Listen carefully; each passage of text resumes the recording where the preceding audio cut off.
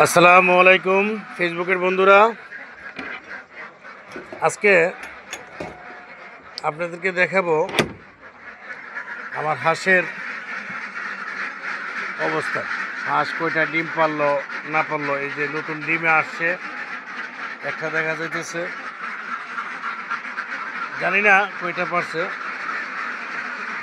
দুইটা, এখানে একটা আছে, তিনটা। হ্যাঁ, মাশাআল্লাহ 5-6টা দেখা যায়, 7টা ডিম দেখা যাচ্ছে। যাই হোক, আসলে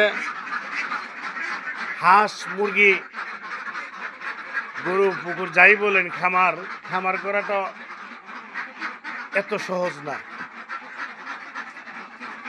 তো আমি পেজ খুলছি অথবা ইউটিউব চ্যানেল খোলার কারণ হইল, আমরা অনেকেই ইউটিউব দেখা খামার করি।